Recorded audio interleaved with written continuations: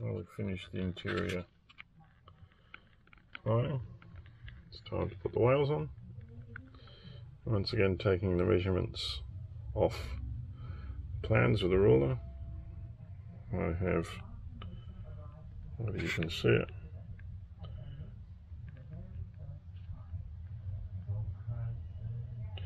numbered the ports and then measured the distance from the top of the ports to the lower portion of the wale.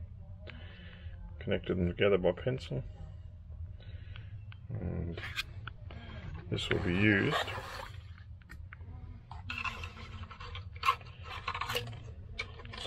for putting our wales on. This kit's the same wood, so this is 3.5 mils, which takes her up 10 centimetres. So the wale will be that thick for the upper wale. I'll glue that on later and show you, and then we'll measure the distances for the others and glue the others in place.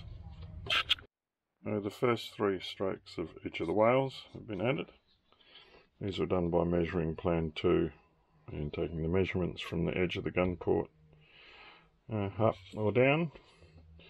These 3, this one here consists of 3 which go up. This one was 3 that comes down, and this with an additional 4 that comes down. These are 3.5 mil widths. This one here is a 4 mil, followed by, and it's only 0.5 mil thick, followed by 4 additional ones of a mil thick, and they need to be cut into anchor straight shapes. These were stuck on exactly the same way as we did this, with contact adhesive. So we've done these first 3. I'll now flip the boat over, measure the distances and do the other 3 and compare them. When they're happy, we'll add the additional processes on the top, complete all the filling of all the gaps where necessary, and give it final sanding.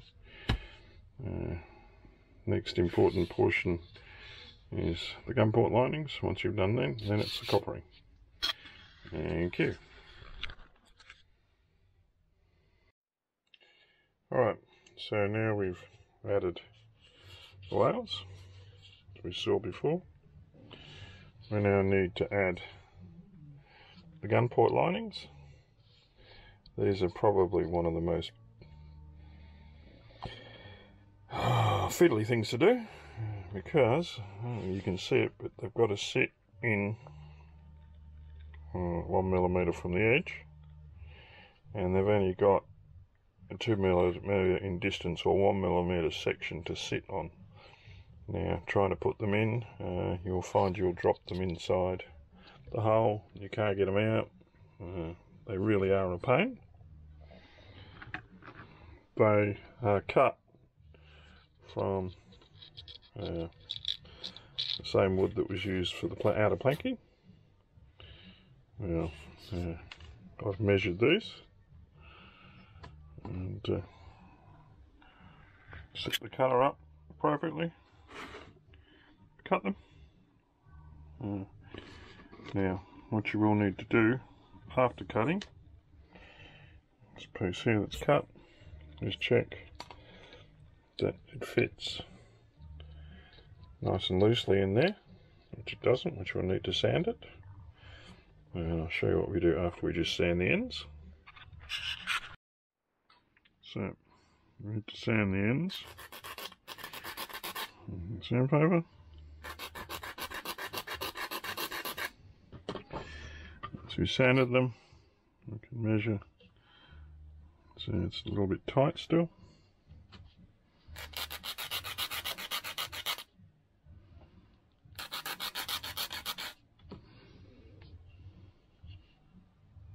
We've got a nice loose fit.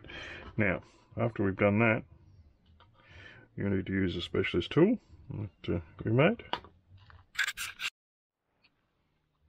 This tool is really nothing more than a couple of pieces of wood glued together, but when you slide the small piece in the end there, it fits up underneath in here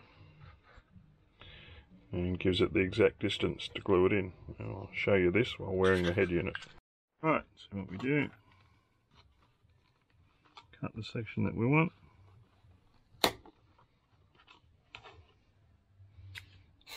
Give it a bit of a sand.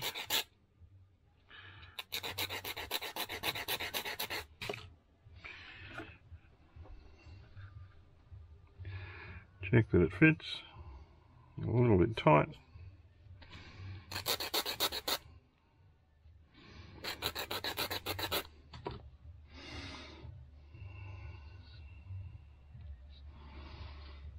Good hold, I don't want to drop it in there.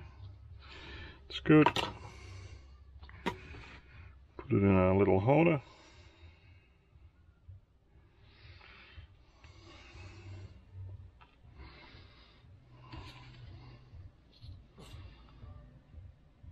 Add some glue to the edge.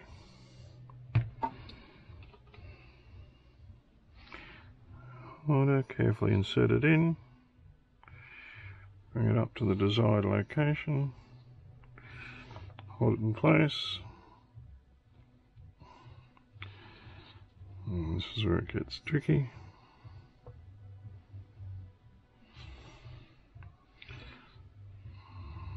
Just holding the edge.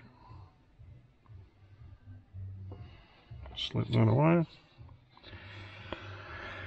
And it's in place, we hope.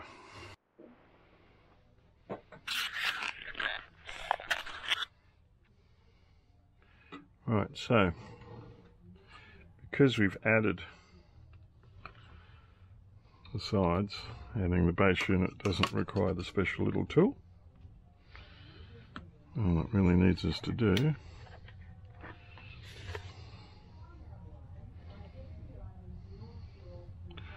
is add our glue, so it goes across the top and touches the sides. Then we can simply use the tweezers, if I can find them.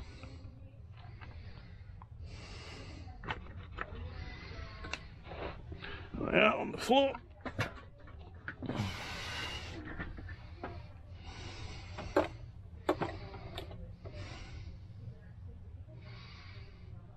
To add our place.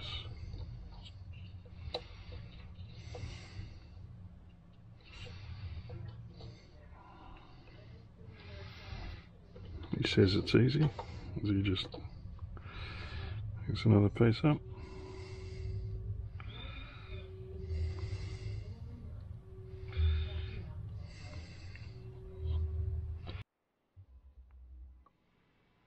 And, as we said, a bit of glue.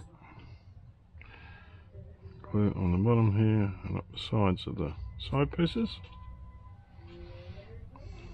And then take the piece, and hopefully it's the right size.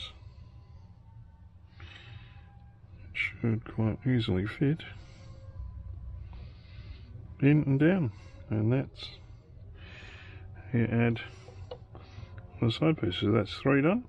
And flip the ship over and we'll do the last one. And that's all the gun port's done.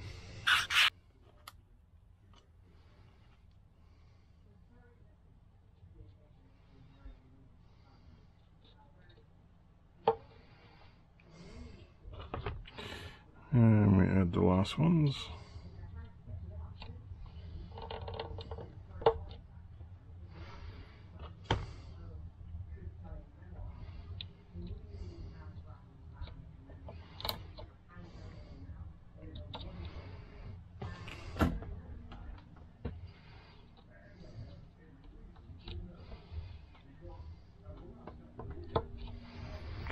They're all the right size. Going fairly easily.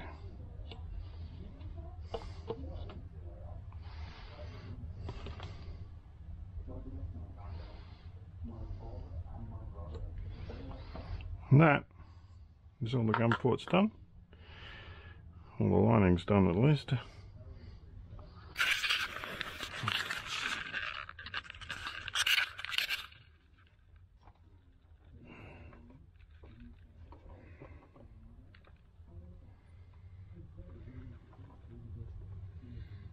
The brightness. we see the internals have been painted. Now comes cleaning up of the hull and the marking the waterline, which happens to be just below here. Once we've done the waterline marking, we can paint, and then we copper. And on with the next. So we've added some Tamiya tape and some blue painter's tape to show the different lines. This is the water line, so that will be copper black there, and black here, copper all the way down. Then we get a yellow stripe, yellow stripe, yellow stripe, and black, black, black on top. I'm not sure whether I've got these right yet. Still need to measure them, but worked out from the photos they appear to be about the right position. So the next thing we'll do is apply the yellow ochre and the black paint, and then we'll commence the coppering.